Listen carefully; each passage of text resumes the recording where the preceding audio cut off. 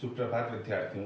आज हम हिंदी प्रथम के पाठ एक ध्वनि, जिसके रचयिता है सूर्यकांत त्रिपाठी निराला, इस कविता की सप्रसंग व्याख्या करेंगे और प्रश्न अभ्यास करेंगे।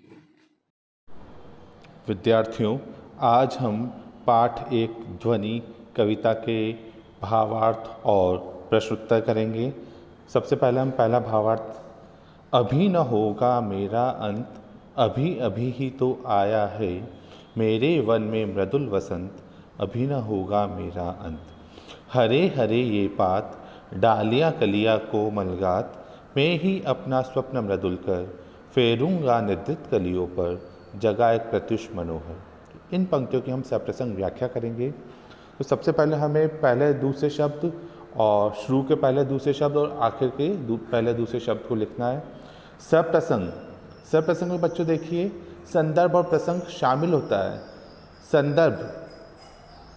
संदर्भ में आता है कि ये पंक्तियाँ हमने कहाँ से ली है, तो हमें लिखना होगा प्रस्तुत पंक्तियाँ हमारी पाठ्य पुस्तक वसंत भाग 3 की कविता ध्वनि से ली गई है। इसके रचयिता सूर्यकांत त्रिपाठी निराला है। और प्रसंग होता है कि उन पंक्तियों में क्या बात कही जा रही है, वह प्रसंग कहलाता है।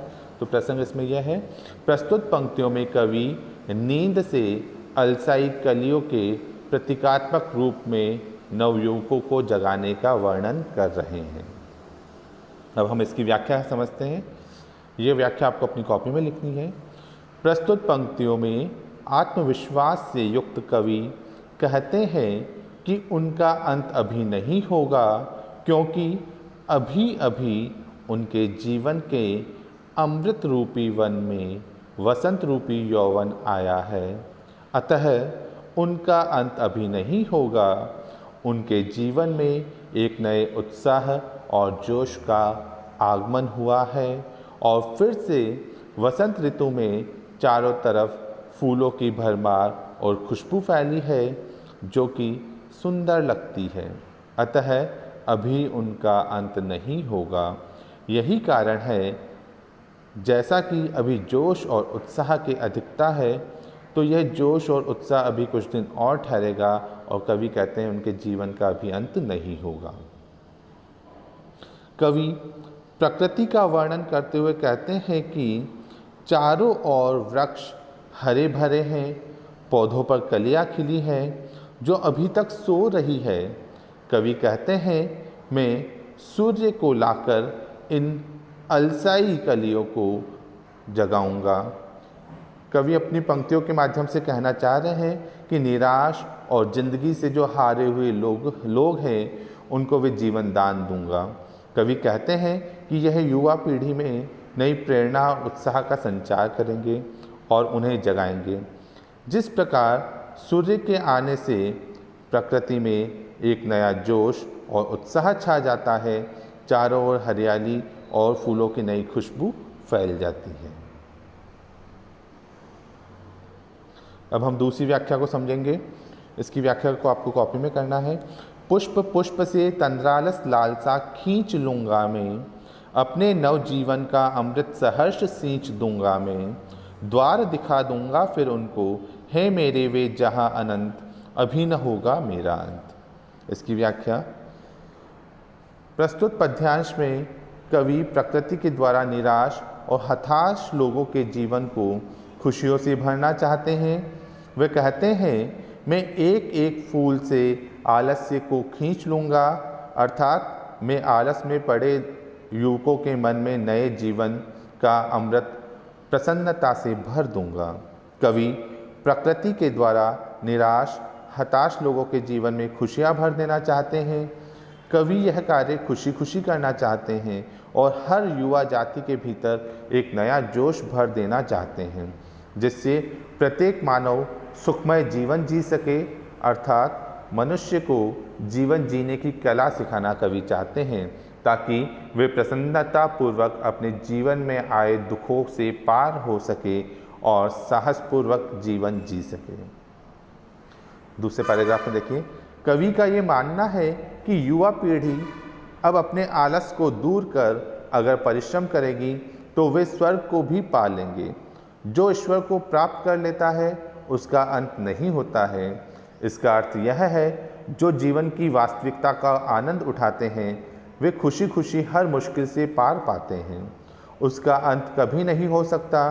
कवि कहते हैं कि जब तक वो नई पीढ़ी को राह नहीं दिखा देंगे, सही दिशा का ज्ञान नहीं दे देंगे, तब तक उनके जीवन का अंत नहीं हो सकता, क्योंकि कवि ने अपने जीवन में ये ठाना है कि जब तक वह युवा पीढ़ी को सही राह नहीं दिखा देंगे, तब तक उनका अंत नहीं होगा।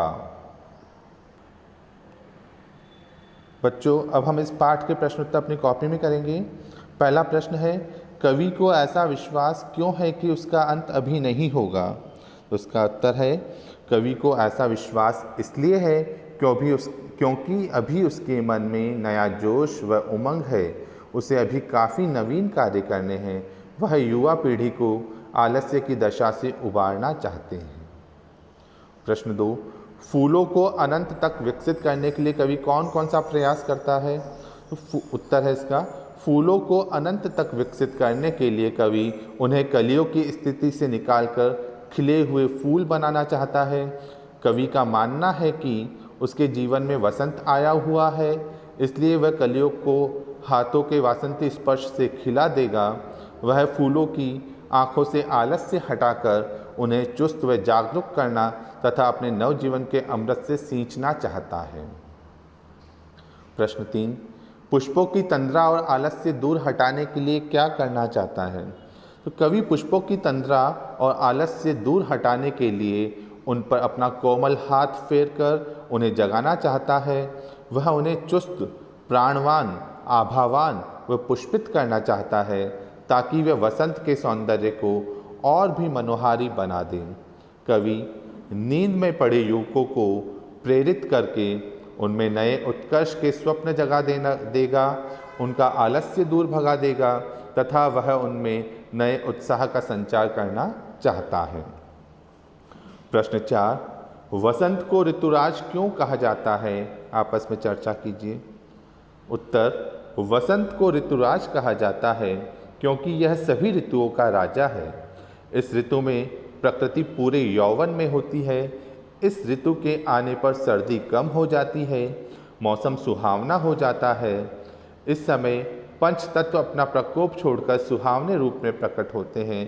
पंच तत्व से आशय जल, वायु, धरती, आकाश और अग्नि सभी अपना सुंदर मोहक रूप दिखाते हैं। पेड़ों में नए नए पत्ते आने लगते हैं। आम बोरों से लद जाते हैं, आम पर छोटे छोटे फूल खिलाते हैं और खेत सरसों के फूलों से भरे पीले दिखाई देते हैं। सरसों के पीले फूल ऋतुराज के आगमन की घोषणा करते हैं। खेतों में फूली हुई सरसों पवन के झोंकों से हिलती ऐसी दिखाई देती है, मानो सामने सोने का सागर लहरा रहा हो। कोयल पंचम स्वर में गाती है और सभी को कुहू कुहू की आवाज़ से मंत्रमुग्ध करती है। इस ऋतु में उसकी छटा देखते ही बनती है। इस ऋतु में कई प्रमुख त्यौहार मनाए जाते हैं, जैसे वसंत पंचमी, महाशिवरात्रि, होली, वैसाखी आदि। प्रश्न 5, वसंत ऋतु में आने वाले त्योहारों के विषय में जानकारी एकत्र कीजिए। उत्तर, वसंत ऋतु का समय फाल्गुन, चैत्र और वैसाख माह के आरंभिक दिनों अर्थात मार्च और अप्रैल माह में होता है। इसकी अवधि लगभग 2 महीने होती है। वसंत ऋतु में कई त्यौहार मनाए जाते हैं, जैसे वसंत पंचमी, महाशिवरात्रि, होली, बैसाखी आदि। बच्चों, ये सारे भावार्थ और प्रश्नोत्तर आपको अपनी हिंदी प्रथम की कॉपी में करने हैं।